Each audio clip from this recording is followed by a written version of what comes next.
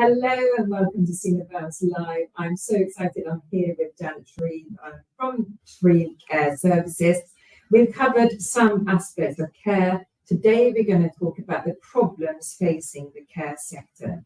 But first, Janet, welcome to the show. Thank you very much. I really want to talk a little bit about your experience first, too, because how you actually came into this, because it's such an important area and you have a lot of knowledge. So share a little bit with the audience. Well, it's a bit of a weird one, really. I think if somebody had said to me 20 years ago, this is what I'd be doing, I would have said, don't be ridiculous. Because I don't think I'd ever thought in my life I really wanted to be a nurse or anything like that. I thought I'd be a bit squeamish. And circumstances changed. I got divorced and had to get a job. And I started to work for a living care company in Kent, consultants, who I still do some work with as well. Basically, with them, I started to work in care thinking, well, I don't know anything about this. But my background prior to that was I used to teach Italian, which is what my degree is in. So quite how the two went together, I'm not entirely certain. But having started to work in care, I used to live in Kent, I then moved to Bristol 13 years ago, thinking, oh, I'll not carry on in care, but it's sort of gone from one thing to another. And been involved with a couple of living care companies, developed their living care service. And the trouble is with care, when you get into it, you become quite addicted. And I have dealt with situations that I never would have dreamt I would have dealt with, seeing people at end of life, which, if it's done properly, can be not just amazing, but can really quite well, very sort of inspirational, I would say. But I do feel that I've been incredibly privileged to work in an area that I do really love, and the more I work in it, the more I think passions I end up being. And I can always see the passion when we speak. And you also speak about, people that you've helped. Yes. And people, the support that you've given them. That's really what about. And actually, my mother worked in care. And when you said helping with, end of life and that sort of thing, that used to be something that could be so loving and not a horrible thing. Yeah, but because a lot of it is sometimes so rushed, and because there's not enough carers, it can be horrific. It can be. Well. And I mean, I was actually with my own mother when she died, and I sort of dreaded it because my mum hadn't been particularly well for the last 3 years of her life. And I was extraordinarily lucky because she was actually in hospital in Kent, and I did make it some time. And I think when you're with someone that you love and you watch it, and it's sort of, I don't know, it sounds really weird, but you feel that you've actually been with them when they probably needed you the most. Yeah. And it was actually, both of my daughters were there as well. And I think to actually experience that, it makes you realise how important to have the right care, the right end of life really is, because even when it works really well, it stays with you for a very, very long time. It probably stays forever. Yeah. But I think it must be really hard for people when they don't have an end of life, that they would have chosen. Yeah. I know we can't always choose, but it's just having that right support. And when you see the right support in place, it really is amazing. So let's go in, because there are a lot of problems within the care sector. Yes, so we're just going to give a little bit of a brief kind of understanding for people that know about the problems but don't know where to go and how you can help. Okay. Well, first of all, the main problem, which I think is very much in the news, is about the lack of people who want to become carers in the first place. And that's for a variety of reasons, because obviously it's not particularly well paid. And the phrase, I think I said to you earlier, the phrase I absolutely hate is where people say, I'm just a carer. Just a carer is the most inappropriate phrase, because they're not just a carer. They are someone who really makes a difference to someone's life in whatever shape or form that is. But one of the difficulties around the care sector is, for example, when you're doing the domiciliary care visits, it's the times that you're supposed to see people, because obviously you might be going to see someone to get them up in the morning, then their lunch, and then evening. And of course, people aren't always wanting to go to bed at 7 o'clock. I mean, I wouldn't want to go to bed at 7 o'clock. No. But because of the way the sector is, that can often happen. And also, I can remember one of the biggest things that I feel that the carers, or the care sector, doesn't necessarily always address is the fact of being able to provide companionship to people, because that is so important. I've heard horror stories around this where people come in to do the routine lunch and they just say, please just stop and just talk to me. That's all they want. I mean, some people would rather not have something to eat or go make their own sandwich or something, and they would rather do that, have somebody sit and talk to them. And I think that is the bit that we forget, that the loneliness that many people suffer with. Yeah. So I think that's one side of it. And then obviously with talking about what I spoke to you about last time with the supported living, it's getting the right people that will do that role, because that can be incredibly challenging. Dealing, say, with somebody with drug and alcohol issues, often people can be very violent. They have to know how to deal with that. So they've got to have the right training to deal with that, as well as obviously being able to provide the support, because the difference with that side of the sector is that really you're trying to make people go more into society. You're trying to ingratiate people more into the society and day-to-day living. So that really is quite another area as well, where it can be very difficult to get the right people. And you support people within all the different sectors of care as well, with the problems. Yeah, we try to work with.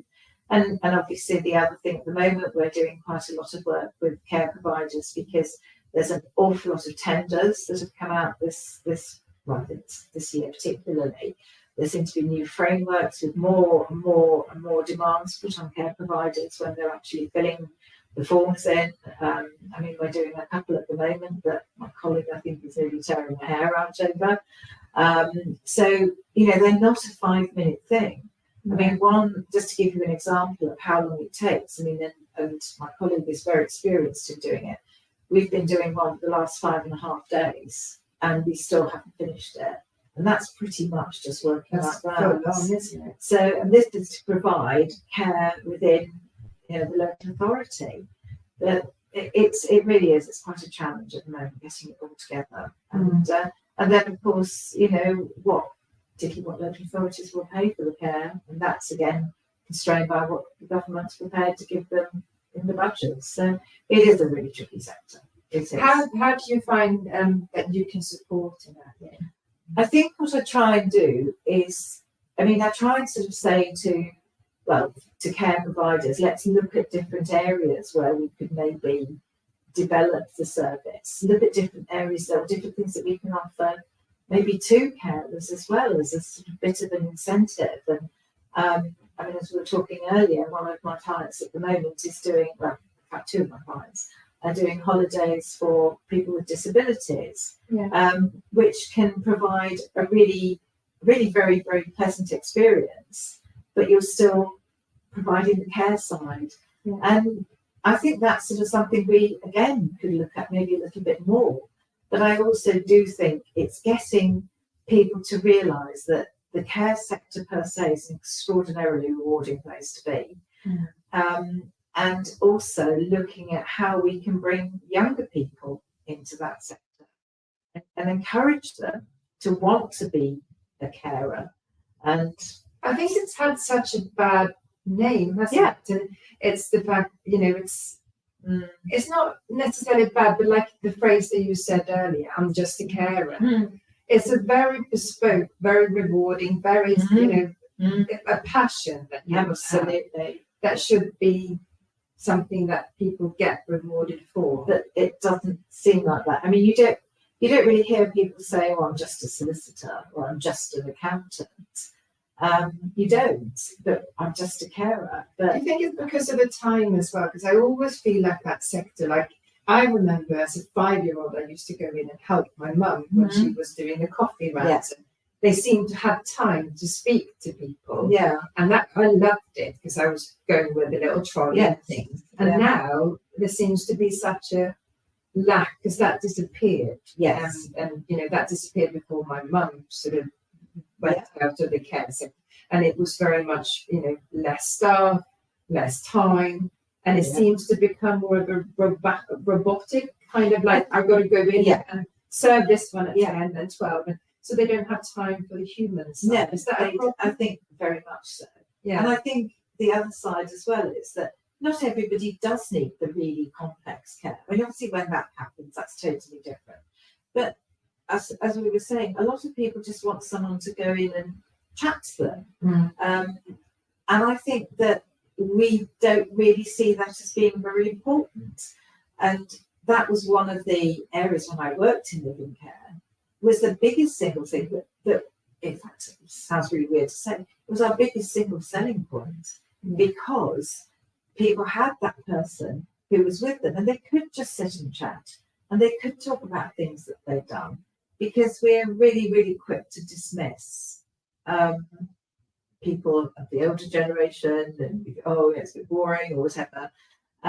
Whereas a carer should have the time to listen, and when they do, it makes such a difference. Yeah, it really does. I actually think that that's sometimes why people think that becoming a carer, they might not have the time to do those things that they want to do to be able to support and help. I agree, because the people that have that passion, they don't want to be somebody who just gets them out of bed, do this, that they want to do the humane thing as well, of actually being the support. Well, they do, and I can remember we had a client. I think I spoke about this possibly on a recent podcast.